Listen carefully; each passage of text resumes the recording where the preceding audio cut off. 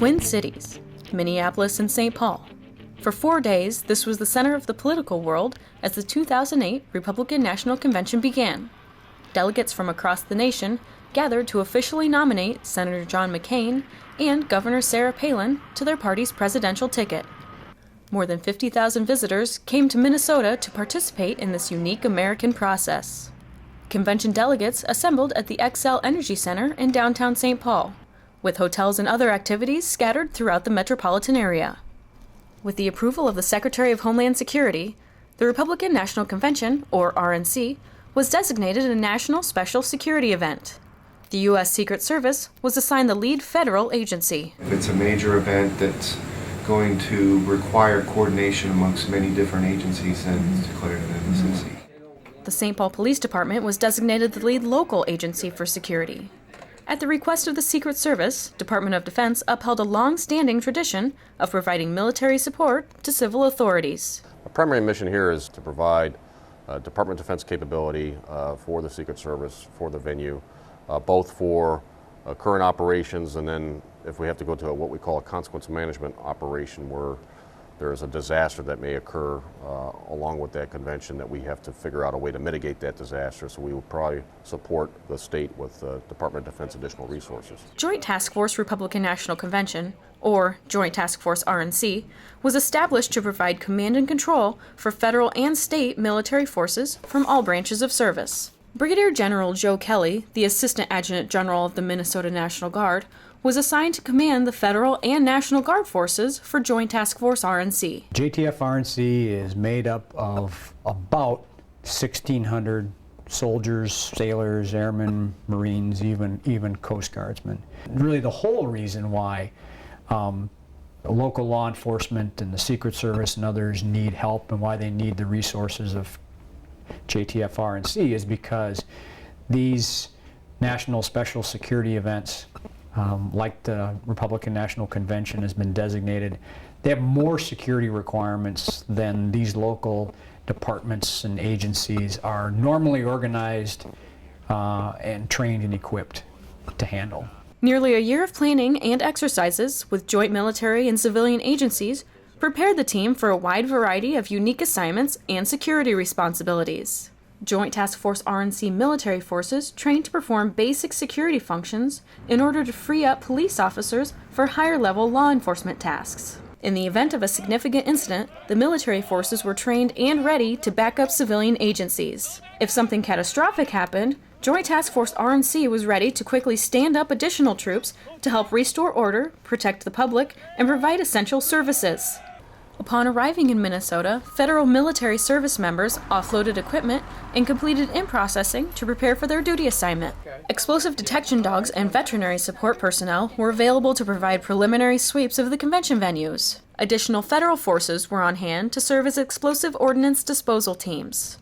Air Force personnel were on 24-hour standby to guarantee airspace security above the venues, and the Coast Guard dispatched aerial and river-based patrol capabilities. The overall mission of the Coast Guard is to provide safety and security to the river, the waterfront of St. Paul. The river stayed open for commercial and recreational transit throughout the convention. We have measures in place. If it needs to be shut down, it can be shut down immediately. The U.S. Marine Corps provided state-of-the-art Chemical Biological Incident Response Force, or CBIRF.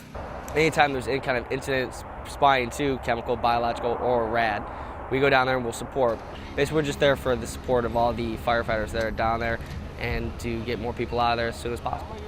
Army and Air National Guard forces from around the country provided support in an active National Guard military status. National Guard soldiers and airmen freed up local law enforcement by performing security at various sites throughout the Twin Cities. Basically, we're just acting as a tool for law enforcement, kind of augmenting them, bringing our own capabilities, any numbers if they need us to bolster them and support them. Our experience is we have minor contact, little contact with any of the demonstrators, and it's been a lot of just regular people just trying to help them out and make sure everything's safe for them. Specialized infrastructure security was also the responsibility of the National Guard. Army National Guard aviators and crews were on hand to provide rapid air transport for federal response teams in the event of an incident during the RNC. The Air National Guard also played an important role during the convention.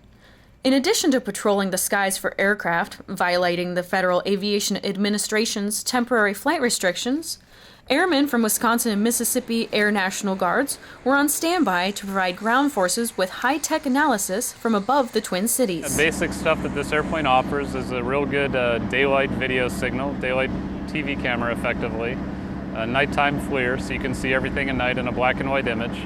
And we also have a video downlink that can reach out to about 120 miles, so people can look at the signal on TV screens for overall situational awareness.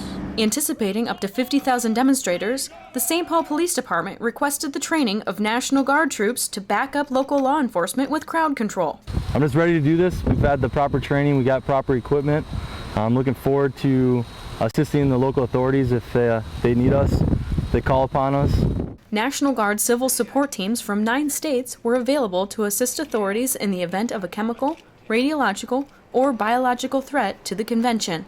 We're assisting the Department of Energy at the RNC, doing some patrols just to make sure that things go the way they're supposed to and nothing gets in that's not supposed to. Delegates arrived in full force, expecting to immediately attend to the business and festive nomination of their candidate. However, Mother Nature had other plans. As the convention began, Hurricane Gustav, a potentially deadly storm, was bearing down on New Orleans. And expected as Capt Brig continue to move towards the northwest at 17 miles an hour. The RNC scaled back the first day's agenda in anticipation of the possible devastation Gustav might bring the citizens of the Gulf Coast. Yet for Task Force RNC, there was no scaling back of the security and support operations already underway.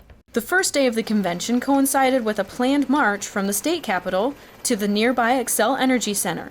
More than 10,000 demonstrators gathered and began marching towards the RNC venue to peacefully express their point of view. However, embedded within the law-abiding marchers, a handful of self-described anarchists set out to cause chaos on the streets of St. Paul. Within hours, the demonstration turned violent and the call came for military assistance. And at 14:30, the Chief of Police called Brigadier General Kelly and asked for the National Guard's assistance. 150 Army National Guard soldiers backed up the St. Paul Police, assisting them with crowd control measures.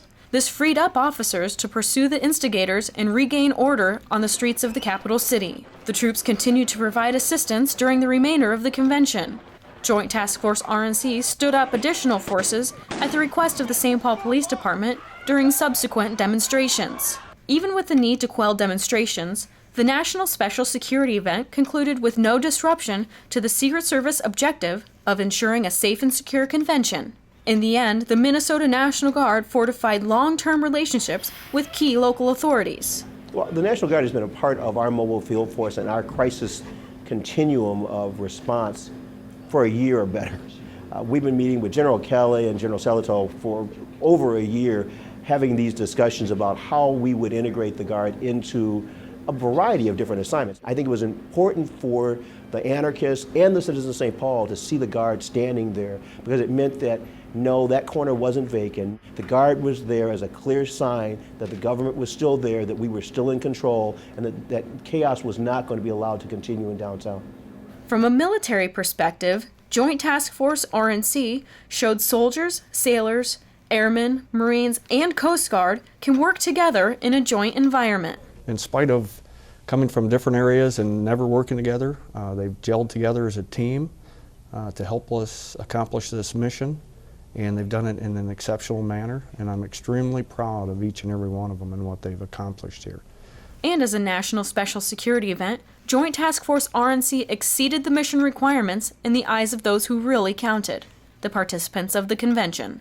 I'll tell you, I have never been more impressed with the National Guard security at this convention. There's been a lot of discussion of problems with some of the anarchists and some of the protesters, but everywhere we've traveled this entire week, they have done an absolutely outstanding job with the security, the coverage. It's made this convention go a lot smoother and a lot safer. As the nation moves forward to select a new president Delegates in St. Paul adjourned, satisfied with the military support of this national special security event because Joint Task Force RNC was able to free up local authorities to perform higher-level law enforcement tasks, back up civilian agencies as required, and stand up additional military forces to restore order, protect the public, and provide essential services. The ultimate measure of success was the convention a success. And I think we can say that that's true as well. The convention completed on time, on schedule, without any distractions or disruptions.